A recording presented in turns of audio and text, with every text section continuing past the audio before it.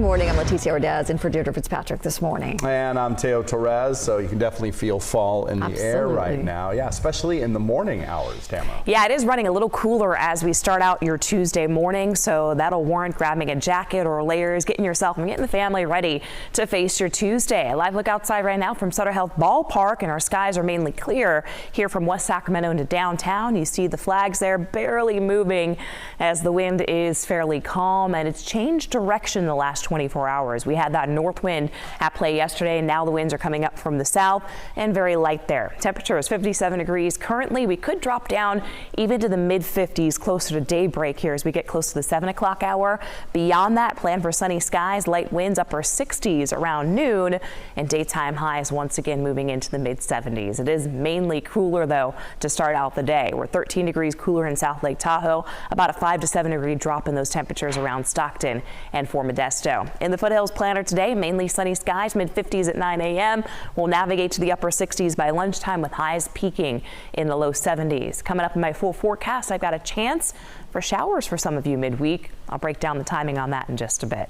Your time right now is 6:01. Brian's got you covered facing that morning drive. And so far here in the Sacramento area, or coming in out of Folsom into Sacramento or Roseville along the I-80 corridor or 80 over the top, you can see here no problems as everything is in the green. That indicates no delays. Same for the causeways. You're heading westbound 80 and 5 and 99. Coming up northbound from Elk Grove, no issues there. Heading through Stockton, 599 and westbound 4 also looking good. Just checking on both of those. But westbound 205 still continues to be very slow across the top of the Tracy Triangle. We had a crash between a sedan and a motorcycle. They've moved that over to the right-hand shoulder, but still seeing some extra delay through that area back past West 11th Street there as you're going on that westbound 205 ride. So that right now is a 33-minute ride, 35 minutes now, but it is holding pretty steady. Hasn't been on the climb, so that's good news. Westbound 580, a 28-minute ride, and the 99, 13 minutes from Modesto into Manteca. Here in Sacramento, usual delays on Highway 50. It's just a 10-minute ride, though. Interstate 80, Roseville to the split, 9 minutes. I-5 currently at 11 minutes, and 99, 12 minutes out of Elk Grove. Back to you. Brian, thank you. Happening today, unified action on homelessness. That is what is on the agenda for both Sacramento City and county leaders. Well, that action could lead to higher taxes. Mike Sells live in downtown Sacramento to detail what's happening today and why it could lead to new taxes. Mike? Yeah, and good morning. And specifically, we're standing right outside the Sacramento Board of Supervisors, where since the beginning of the year, county leaders as well as city leaders have been working together on a plan to try and tackle this growing issue of homelessness. It is a collaboration known as the Affordable Housing Plan. And today, both the city and county leaders expected to adopt this comprehensive framework to create and develop more supportive housing and housing opportunities over the next 5 years. Today, again, both the city and county looking to formally adopt this plan. It is worth noting that as part of this plan, leaders will explore the adoption of a new residential vacancy tax to help fund some of these affordable housing goals. This is in addition to Mayor Steinberg's proposed 2024 sales tax measure to fund the same thing, affordable housing. And then back out here live in today's joint staffing report, they begin by highlighting how, despite the efforts recently to address this issue, it just continues to grow. In fact, from 2019 to 2022, the last two homeless counts, the number of unhoused has grown 67% to over 9,000 individuals who are currently homeless just in Sacramento City and County. Live in downtown this morning, Mike Tissell, KCRA 3 News. All right, thank you, Mike. By the way, the Affordable Housing Plan also highlights how local leaders will seek more state and federal fund opportunities to help pay for moving more homeless individuals into housing. Now to the latest on the war between Israel and Hamas. We're hearing from family this morning of the 2 hostages that were released. Meantime, Israel keeps increasing its aerial assault on Gaza, which is paving a way for expected ground invasion. Mike Cherry joins us now with some of the overnight developments. So overnight, Israel continued to step up its missile attacks on Hamas targets in Gaza, and the Hamas-run group Health Ministry is reporting 700 killed in the past 24 hours. Meanwhile, French President Emmanuel Macron arrived in Tel Aviv this morning, meeting with Prime Minister Netanyahu, along with families of French residents who were killed or taken hostage on October 7th. 2 Israeli women freed from Gaza arrived at a hospital in Tel Aviv overnight. They were transported by military helicopter. The women and their husbands were kidnapped near the Gaza border on October 7th. Their husbands are still being held by Hamas, and this morning we're now hearing from one of the released hostages and her family. My mom is telling the horrific stories. She's saying that many people, a swarm of people, came through the fence. The defense cost 2.5 billion shekels, and it didn't help even a little bit. My mom is saying that they were very friendly towards them, and that they took care of them, that they were given the medicine. The woman's daughter says they do not know what has happened to her dad, an American woman, and her daughter on Friday. At this point, these are the only witnesses so far who have been released. Meanwhile, the stepped-up attacks and expected ground invasion are causing growing concern for the United States. Officials fear that could spark wider conflict in the region and attacks on U.S. troops. And today, Secretary of State Antony Blinken is set to participate in the UN Security Council meeting, about the situation in the Middle East. The U.S. has advised Israel to delay the expected ground invasion to allow time to negotiate the release of more hostages. And we just got this video in from our newsroom right here. It's from a CNN drone, and it shows just the widespread damage in Gaza. That's because of all those airstrikes. In fact, the World Health Organization just announcing that nearly 2/3 of Gaza's health facilities are no longer functioning. Israel says it launched 400 airstrikes over the past 24 hours. That's up from 320 yesterday. They say the strikes killed Hamas commanders, hit militants that were about to launch rockets, and struck command centers as well as a tunnel.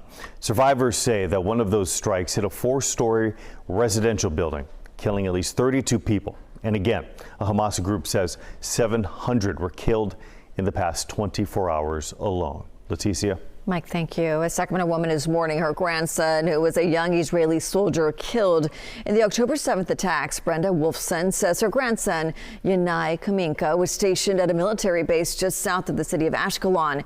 She was told Hamas terrorists stormed the base and killed him, but not before he saved others. Wolfson flew to Israel for her grandson's funeral, where she was told that 90 recruits on the base and residents of a nearby village would not be alive today had it not been for his bravery. She spoke with a young woman with a head injury who says Yanai helped her.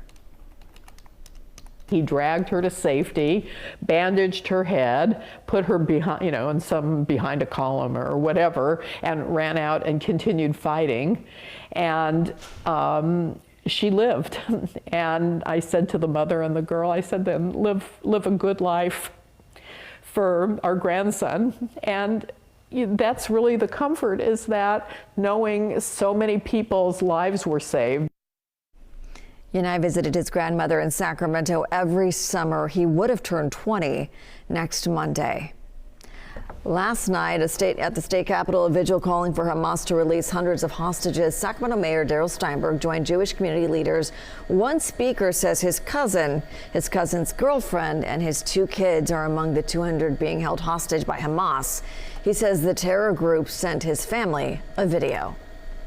The video takes place in a bomb shelter full of smoke, and you immediately see Mirav being shoved by these terrorists.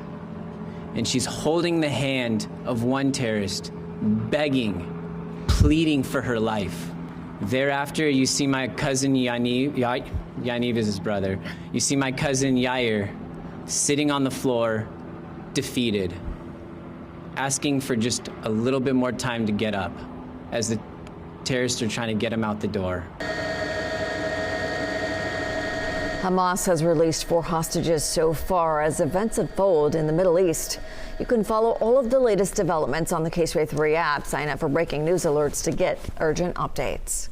A Sacramento family mourning the loss of a father. He was killed after being hit by a suspected DUI driver on a highway in Utah.